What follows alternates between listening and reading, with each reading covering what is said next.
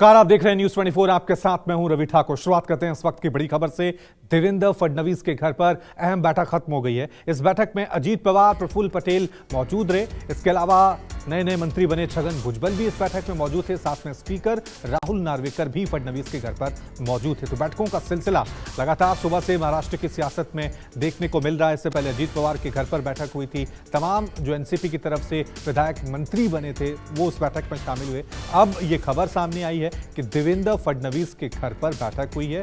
इस बैठक में एनसीपी की तरफ से अजीत पवार, छगन भुजबल, स्पीकर राहुल नार्वे मौजूद रहे हैं। हालांकि इस बैठक का मकसद क्या था या फिर एक औपचारिक मुलाकात थी, क्योंकि महाराष्ट्र की सियासत में जिस तरह से एक के बाद एक नए घटनाक्रम और नए उलटफेर देखने को मिल रहे हैं, इसलिए बहुत ज्यादा इंपॉर्टेंट हो जाता है कि आज हर एक तस्वीर हम आप तक पहुंचाएं कि महाराष्ट्र की सियासत अब किस दिशा की तरफ आगे जाने वाले। तस्वीरों में आप देख सकते हैं महाराष्ट्र के उप मुख्यमंत्री देवेंद्र फडणवीस और नए उप मुख्यमंत्री अजीत पवार वहां पर मौजूद हैं। प्रफुल्ल पटेल जो कभी शरद पवार के काफी करीबी माने जाते हैं, अभी कार्यकारी अध्यक्ष का पद भी उन्हें है, लेकिन देखना यह है कि अब आगे क्या होगा उनके भविष्य का।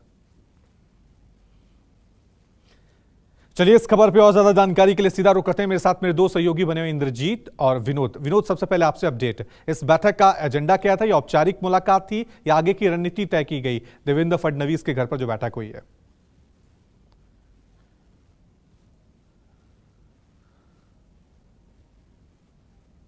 बैठक नहीं होती, वो आगे का एजेंडा इस बैठक में तय किया गया है। एनसीपी की तरफ से नए उप मुख्यमंत्री अजीत पवार वहां पर मौजूद थे, प्रफुल्ल पटेल वहां पर मौजूद थे।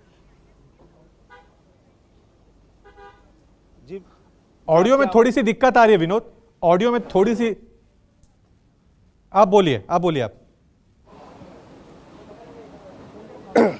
देखिए ये बैठक यहाँ पर चली है, करीब 40 से 45 मिनट तक ये बैठक चली है। लेकिन इस बैठक में विधानसभा के अध्यक्ष राहुल नार्वेकर नहीं दिखाई पड़ रहे, वो वहां अंदर मौजूद थे। लेकिन जो वीडियो सामने आया है, इस वीडियो में आप देखेंगे कि प्रफुल्ल पटेल है और इसके अलावा अजित पवार है, इसके अलावा सांसद तटकरे भी है और अजित पवार, ये सारे चार लोग उनसे मिलने वहां पर गए। आगे की रणनीति क्या करनी है, एनसीपी द्वारा जो अर्जी स्पीकर के पास दी गई है, कानूनी पेचीदगियां कैसे हैं, कैसे इससे निपटा जाए, जब ये प्रस्ताव आएगा। अब जल्द ही महाराष्ट्र विधानसभा का 17 जुलाई को अधिवेशन शुरू होने वाला है, तब महाविकास आघाड़ी मांग करेगी कि कार्रवाई की जाए इन विधायकों पर, क्योंकि अब तक एकनाथ शिंदे और 16 विधायकों पर भी कार्रवाई अब तक बाकी है, वो कार्रवाई नहीं हुई है। तो जाहिर सी बात है इन्हीं सभी चीज़ों को लेकर ये मुलाकात वहाँ पर हुई है। मैं आपको और एक खबर यहाँ पर बताना चाहता हूँ कि देखिए, अब शरद पवार ने जो परसों जो बैठक बुलाई है 5 तारीख को, उस बैठक में पार्टी के तमाम जो विधायक हैं, जो पदाधिकारी हैं, उन सभी को एक फॉर्मेट भेजा गया है। एक शपथ पत्र वहां पर लाने के लिए कहा गया है। शपथ पत्र में लिखा गया है कि इस शपथ पत्र में पहले नेताओं का नाम होगा, वो किस जिले से है, उनके पास क्या पद है, वो लिखा गया है। और बाद में उसमें लिखा गया है कि एनसीपी के संविधान पर मेरा पूरा विश्वास है, शरद पवार के आदर्शों और मूल्यों पर मेरी निष्ठा है। एनसीपी के प्रदेश अध्यक्ष जयंत पाटिल है और राष्ट्रीय अध्यक्ष शरद पवार है। शरद पवार के नेतृत्व को मैं दिल से बिनशर्त और अटल समर्थन दे रहा हूँ। पार्टी के संविधान और शरद पवार के साथ विश्वासघात करने वाले अजित पवार और उनके सहयोगी विधायकों की मैं निंदा करता हूं। मैं फिर एक बार स्पष्ट करता हूं कि शरद पवार पर हमारी पूरी निष्ठा और आस्था है। उनके नेतृत्व में एनसीपी के संविधान में कहे गए उद्देश्य को पूरा करने के लिए मैं काम करूंगा। ये शपथ पत्र यहां पर लाने के लिए कहा गया है। आपको पता ही होगा, जब एकनाथ शिंदे ने पार्टी छोड़ी थी और जब मामला चुनाव आयोग तक पहुंचा था, तब ऐसे ही शपथ पत्र बनाए गए थे शिवसेना की तरफ से। तो अब यहाँ पर एनसीपी, जो शरद पवार की एनसीपी है, उसके तरफ से तमाम जो पदाधिकारी है, जिला लेवल के हो, तहसील लेवल के हो या फिर प्रांत लेवल के हो या पूरे जो विधायक हो, सांसद हो, जो भी पार्टी के पार्षद बचे हैं, जहां जहां पार्टी सत्ता में है, जिला परिषद के सदस्य हो, और इसके अलावा ठीक है रोक रहा हूं विनोद। एक और बड़ी खबर, एनसीपी ने अपने विधायकों के लिए शपथ पत्र जारी किया। विनोद हमारे सहयोगी ये बड़ी खबर दे रहे थे। शपथ पत्र के साथ ही सभी एमएलए को मौजूद रहने का यहां पर आदेश दिया गया। शपथ पत्र में नेताओं को पूरी जानकारी देने के लिए कहा गया। शपथ पत्र में शरद के नेतृत्व के समर्थन का जिक्र किया गया है। एनसीपी ने अपने विधायकों के लिए शपथ पत्र जारी किया गया है और इस शपथ पत्र में यह कहा गया है कि आपको एनसीपी के साथ रहना है, शरद पवार के नेतृत्व में रहना है। इंद्रजीत मेरे सहयोगी बने हुए हैं, एनसीपी दफ्तर के बाहर ही हैं। इंद्रजीत, अब शपथ पत्र एनसीपी की तरफ से जारी किया गया है, कोई असर पड़ेगा? ये सिद्धांतिक बातें, ये शरद पवार के नेतृत्व में उनकी विचारधारा, क्या फर्क पड़ेगा जो लोग छोड़कर गए हैं एनसीपी?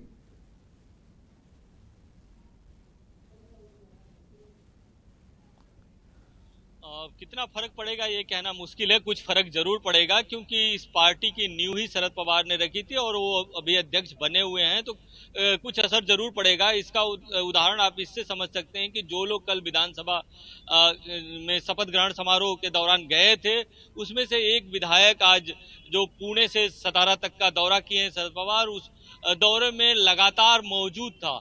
और एनसीपी का दावा है कि 4 से 5 विधायक वहां पर एनसीपी सुप्रीमो शरद पवार से मिले हैं। तो कहीं न कहीं ये शरद पवार की शक्ति प्रदर्शन की भी कोशिश है, क्योंकि अभी जिस तरह से जितेंद्र आव्हाड ने कहा कि शरद पवार जब फील्ड में निकलेंगे, मैदान में निकलेंगे, तब पता चलेगा अगर किसी के इलाके में वो अपोजिशन के रूप में रैली करते हैं, विरोध में रैली करते हैं, तो देखना होगा कि उस विधायक का क्या रुख होता है। तो कहीं न कहीं एक तरह से धमकी भी देने की कोशिश की गई है, बताने की भी कोशिश की गई है, और ये भी कोशिश की गई है कि असली पार्टी एनसीपी है, शरद पवार के ही नाम पे वोट पड़ता था, असली एनसीपी जो है शरद पवार के साथ है।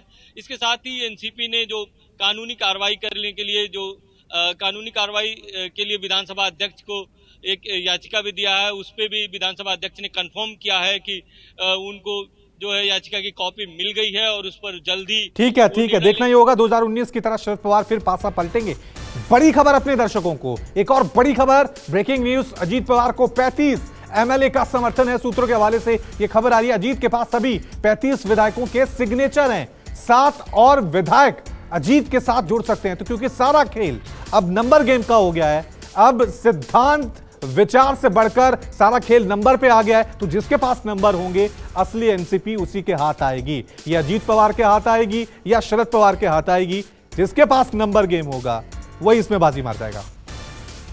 जिन लोगों ने कल अजीत दादा को समर्थन दिया, जिन 35 विधायकों का समर्थन है, लेखी समर्थन है, उन्होंने खुद होके दिया है, कोई प्रेशर में उन्होंने तो दिया नहीं। और वो 35 के 35 भी लोग आज दादा के साथ है और आने वाले भी है, कुछ आ रहे हैं, कुछ अपक्ष के भी लोग हैं जो दादा के साथ जुड़ रहे हैं। पूरे पाठिंबा, गठबंधन का पाठिंबा पूरा अजीत दादा ने राज्यपाल महोदय को सौंपा। एक और बड़ी खबर, एक और बिग ब्रेकिंग न्यूज आपको बता दें, नेता प्रतिपक्ष को लेकर एमवीए में यानी महाविकास अघाड़ी गठबंधन में मतभेद साफ तौर से नजर आ रहा है। एक और बड़ी खबर, मुश्किलें यहां पर बढ़ती हुई नजर आ रही हैं, क्योंकि कांग्रेस की तरफ से बाला साहेब थोराट ने यह दावा कर दिया है कि अब हम विपक्ष के सबसे बड़े दल हैं, हम कल मीटिंग में तय करेंगे कि क्या करना है। एनसीपी ने दावा ठोक दिया है, नेता प्रतिपक्ष पद पर शरद गुट के जयंत पाटिल ने स्पीकर को एक लेटर भी लिखा है। लेकिन दूसरी तरफ कांग्रेस कह रही है कि अब आपके पास तो नंबर ही नहीं है। जैसा मैं कह रहा हूं कि सारा खेल अब नंबर्स का हो गया है, तो कांग्रेस ने भी अब शरद पवार की मुश्किलें बढ़ा दी हैं। आप प्रतिपक्ष का नेता दे रहे हैं लेकिन आपके पास नंबर नहीं है। बाला साहेब थोराट कह रहे हैं कि अब कांग्रेस जो है विपक्ष में सबसे बड़ी पार्टी है, तो आप प्रतिपक्ष का नेता कैसे चुन सकते हैं? वो कांग्रेस की तरफ से चुना जाएगा और इसको लेकर कांग्रेस की कल बड़ी बैठक होने जा रही है। नेता जो है वो उन्होंने तय किया है एनसीपी ने, क्या उनके पास ये अधिकार है? नहीं, ऐसा नेता तय नहीं वो कर सकते, वो गठ नेता तय कर सकते हैं या प्रतो तय कर सकते हैं। आखिर जिनका नंबर ज्यादा है, संख्या ज्यादा है मेंबर्स की, उसका ही विरोधी पक्ष नेता बनेगा। तो क्या इसकी चर्चा होगी आपस में, डिसाइड होगा? चर्चा होगी। सबसे ज्यादा आंकड़े तो कांग्रेस के पास है। कांग्रेस के पास ही है, तो कांग्रेस अपना चाहेगी कि उनका विपक्ष का नेता बने। कांग्रेस आखिर जिसकी संख्या ज्यादा उसका ही विपक्ष नेता होगा। 53 हमारी पार्टी की स्ट्रेंथ है असेंबली में, उसमें से 9 जन जो उस तरफ गए हैं, जिनके ऊपर हम डिस्क्वालिफिकेशन का पिटीशन दाखिल किया है, वो छोड़ के बाकी सब लोग हमारे साथ हैं। क्योंकि आज पवार साहब जब सातारा जा रहे थे, कराड़ जा रहे थे, तब बहुत सारे लोग जो कल शपथ विधि में मौजूद थे, वो सारे लोग पवार साहब के साथ वहाँ पे है। तो बड़ी खबर कांग्रेस की तरफ से दावा कर दिया गया कि प्रतिपक्ष नेता को लेकर अब कांग्रेस बैठक करेगी, उसके बाद ये फैसला किया जा सकता है।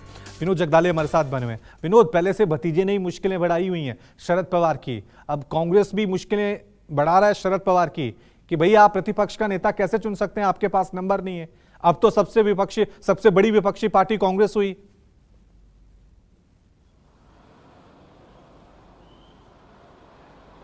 देखिए, कल शपथ विधि होने के बाद एनसीपी सुप्रीमो शरद पवार ने तुरंत डॉक्टर जितेंद्र आव्हाड, जो विधायक है, पार्टी के पूर्व मंत्री हैं, उन्हें तुरंत वहां पर नेता प्रतिपक्ष वहां पर बना दिया और इसकी घोषणा भी कर दी और उस लेटर की कॉपी भी विधानसभा के स्पीकर के पास भेज दी। अब कांग्रेस का ये कहना है कि जब महाविकास आघाड़ी का गठन हुआ था शरद पवार के नेतृत्व में, तब ये तय किया गया था कि जिस पार्टी के ज्यादा विधायक उसे वो पद मिलेगा। आपको पता ही होगा, जब महाविकास आघाड़ी बनी थी तब कांग्रेस के पास 44, एनसीपी के पास 54 और शिवसेना, जो उद्धव ठाकरे की तब शिवसेना थी, उसके पास 56 विधायक थे। तब मुख्यमंत्री बने थे उद्धव बाला साहब ठाकरे। और अब देखिए, अब विधायकों की संख्या कितनी बची है। बताया जाता है कि शरद पवार के पास 10 से 12 ही विधायक है। ऐसे में उनके पास कैसे वो पद जा सकता है। बाला साहब थोरात हो या नाना पटोले हो, सभी का यही कहना है कि सबसे ज्यादा विधायक, अब 45 विधायक, क्योंकि कस्बापेट चुनाव क्षेत्र का जो इलेक्शन था, बाई इलेक्शन, उसमें कांग्रेस ने सीट जीती थी, तो 45 विधायक फिलहाल कांग्रेस के हो चुके हैं। तो उनका ये कहना है कि उन्हें ही वहां पर नेता प्रतिपक्ष मिलना चाहिए। अब कल इसके लिए कांग्रेस ने अपनी बैठक बुलाई है। तमाम जो पार्टी के नेता हैं उन्हें वहां पर बुलाया गया है।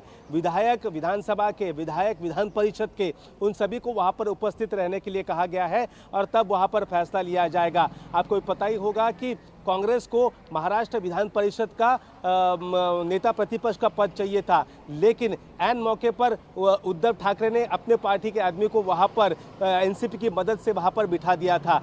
तो कहीं ना कहीं कांग्रेस को लगता है कि अब उनके पास नंबर्स है, अब उनके पास विधायकों की संख्या है, तो नेता प्रतिपक्ष कांग्रेस पार्टी को वहां मिलना चाहिए। इसी के लिए कल की यह बैठक है। इसके अलावा यह पार्टी कहीं, अब देखिए, कांग्रेस पार्टी कहीं टूटे ना, क्योंकि कई दिनों से खबर आ रही है कि कांग्रेस पार्टी में भी टूट हो सकती है। एक नाम सामने आ रहा है नांदेड़ के एक नेता का, जो महाराष्ट्र का पूर्व मुख्यमंत्री रह चुके हैं, उनका नाम लगातार बाहर आ रहा है। तो ऐसे में पार्टी अब एक साथ बनाए रखने के लिए लोकसभा चुनाव में अब कांग्रेस, ठीक है विनोद, एक और बड़ी खबर, एक और ब्रेकिंग न्यूज महाराष्ट्र की सियासत से। एनसीपी दफ्तर से प्रफुल्ल पटेल के फोटो हटाए गए हैं। दिल्ली के एनसीपी दफ्तर से प्रफुल्ल पटेल के फोटो हटाए गए। प्रफुल्ल पटेल जो कल से ही अजीत पवार के साथ नजर आ रहे हैं, आज देवेंद्र फडणवीस के घर पर जब बैठक हुई तो वहां भी वो अजीत पवार के साथ और छगन भुजबल के साथ नजर आए। लेकिन अब एनसीपी कार्यकर्ताओं का गुस्सा देश के अलग अलग दफ्तरों में नजर आ रहा है, जिसकी तस्वीर हम आपको दिखा रहे हैं। देश की राजधानी दिल्ली में एनसीपी का दफ्तर है। प्रफुल्ल पटेल जो कार्यकारी अध्यक्ष बनाए गए थे सुप्रिया सुले के साथ, उन्होंने शरद पवार को धोखा दिया। धोखे के बाद देखिए उनके फोटो को वहां से हटाया गया। काली स्याही प्रफुल्ल पटेल के फोटो पे देखिए किस तरह से फेंकी जा रही है, उधर स्प्रे की जा रही है काली स्याही का। तो अपने आप में एक के बाद एक नए तस्वीरें, नए घटनाक्रम, नए ट्विस्ट महाराष्ट्र की सियासत में देखने को मिल रहा है, क्योंकि हम लगातार कह रहे हैं कि अब सिद्धांत विचार से ज्यादा नंबर का खेल है। नंबर जिसके पास होंगे एनसीपी उसी के नाम पे आ जाएगी। अजीत पवार का दावा है कि उनके पास 40 से ज्यादा विधायक हैं, 35 से ज्यादा विधायक हैं। दूसरी तरफ शरद पवार कह रहे हैं कि अभी गेम खत्म नहीं हुई है। एनसीपी दफ्तर के बाहर सभी पुराने पोस्टर और बैनर को हटाया जा रहा है। देखिए कि यहाँ पर जितने भी बैनर और पोस्टर लगे थे सारे को हटा लिया गया है और करीब अभी तक 4 पोस्टर को हटाया गया है और चारों पोस्टर को यहाँ से हटाकर अलग कर दिया गया है, क्योंकि इन पोस्टरों पर उन नेताओं के भी फोटो लगे थे जिन नेताओं ने कल राजभवन में जाकर शपथ ली। इसके बाद कार्यकर्ता गुस्से में उन नेताओं के फोटो पर कालिख पोत दिए थे। यही कारण है कि अब उन पोस्टरों को यहाँ से हटा दिया गया है और जो कार्यकर्ता हैं वो अभी धीरे धीरे आना शुरू हुए हैं। बड़े नेताओं की अगर बैठक की बात करें तो देर रात तक बैठक चली थी। देर रात तक एनसीपी के जो कार्यकारी अध्यक्ष हैं सुप्रिया सूले यहाँ पर मौजूद थी। इसके अलावा जितेंद्र आव्हाड मौजूद थे जिनको लीडर ऑफ अपोजिशन बनाया गया है। इसके अलावा जयंत पाटिल जो महाराष्ट्र के अध्यक्ष हैं वो मौजूद थे और देर रात तक यहाँ पर बैठक चली। उम्मीद है कि थोड़ी देर में और एनसीपी के कार्यकर्ताओं नेताओं का आने का सिलसिला शुरू होगा। यही कारण है कि यहाँ पर पुलिस बंदोबस्त भी बढ़ाया गया है। इस बीच जो बैनर पोस्टर हैं, जिन बैनर पोस्टर पर उन नेताओं की फोटो लगी है और जिन पर खासतौर पर कालिख लगाई थी, उन बैनर पोस्टर को यहाँ से हटा लिया गया है। तो कहीं न कहीं जो नेताओं के आने का सिलसिला यहाँ पर शुरू होगा। यही कारण है कि यहाँ पर पुलिस बंदोबस्त भी बढ़ाया गया है। कैमरा राजेंद्र के साथ इंद्रजीत सिंह, न्यूज़ 24 मुंबई। वहीं आपको बता दें कि महाराष्ट्र में जो कल सियासत में भूकंप आया था उसके झटके अब बिहार में भी महसूस किए जाने लगे। एनसीपी के बाद अब जेडीयू में भी फूट का दावा किया जा रहा है। सुशील मोदी की तरफ से बयान सामने आया है, जनता दल में विद्रोह की तैयारी है। नीतीश के गठबंधन पर किसी को भरोसा नहीं है, यह सम्राट चौधरी का बयान सामने आया है। नीतीश से विधायक नाराज चल रहे हैं। तो जैसा महाराष्ट्र की सियासत में हुआ, एनसीपी दो फाड़ होगी, शिवसेना दो फाड़ होगी। क्या जेडीयू का भी यही हाल होगा बिहार में? इस तरह की संभावनाएं जताई जा रही हैं कि बिहार में भी बगावत की स्थिति बन रही है, क्योंकि नीतीश कुमार ने पिछले 17 साल में कभी भी विधायकों और सांसदों को कभी मिलने के लिए 1 मिनट भी समय नहीं दिया। साल भर लोगों को इंतजार करना पड़ता था। अब वो प्रत्येक विधायक सांसद को आधा घंटा समय दे रहे हैं। जैसी करनी वैसी भरनी। मुख्यमंत्री जी ने जैसा दूसरों के साथ किया, कल को उनके साथ भी अगर ऐसा ही होता है नीतीश कुमार जी के साथ, तो कोई आश्चर्य की बात नहीं है। हम ही लोग की पार्टी को 2005 से निरंतरता में उन्होंने तोड़ने का उन्होंने प्रयास किया। जब असंतोष होता है पार्टी में तो इस तरीके की परिस्थितियां सामने आती हैं। और आज की तारीख में बिहार में अगर देखा जाए तो एक बहुत बड़ा असंतोष जनता दल यूनाइटेड के नेताओं के बीच में है। आज महाराष्ट्र में जो कुछ भी हुआ है यह बहुत अस्वाभाविक नहीं। जिस तरह की कोशिश देश भर में चल रही है विपक्षी एकता के नाम पर, इस कोशिश का परिणाम इसी रूप में होना ही था। आगे आने वाले दिनों में देश भर में अनेक जगह इस तरह की स्थिति दिखेगी। बिहार में भी नीतीश कुमार जी की तो वही स्थिति है ना। बिहार में नीतीश कुमार जी के प्रति किसी का भरोसा ही नहीं है, ना उनके गठबंधन के लोगों का भरोसा उनके ऊपर है, ना उनके पार्टी के किसी नेता को उनके ऊपर भरोसा है। कल कुछ दिनों में बिहार में भी इसी तरह का बंड हो सकता है, क्योंकि माननीय नीतीश कुमार जी के निर्णय पर लोग और उनके एमएलए नाराज हैं। और जिस तरह मतलब आरजेडी छोड़कर वो बीजेपी के साथ आए। इन लोगों ने तो जिस दिन महागठबंधन बना था उसी दिन सीबीआई का गृह प्रवेश कराया था बिहार में। तो सीबीआई, ईडी, इनकम टैक्स के तमाम इनके जिस षड्यंत्र हैं वो षड्यंत्र चलते रहे। लेकिन 45 एमएलए की पार्टी माननीय नीतीश कुमार जी ने इनको राजनीति में ऐसा नाको दम किया है कि बिहार में तो इनका कोई भी प्रयोग, कोई फॉर्मूला चल नहीं रहा है। चलिए इस खबर पे और ज्यादा जानकारी के लिए सीधा रुक करते हैं मेरे सहयोगी सौरभ का। सौरभ, महाराष्ट्र में जो हुआ है अब सबको डर है कि क्या बिहार में भी ऐसी तस्वीरें देखने को मिलेंगी? क्या सुगबुगाहट, क्या हलचल जेडीयू के अंदर नजर आ रही है?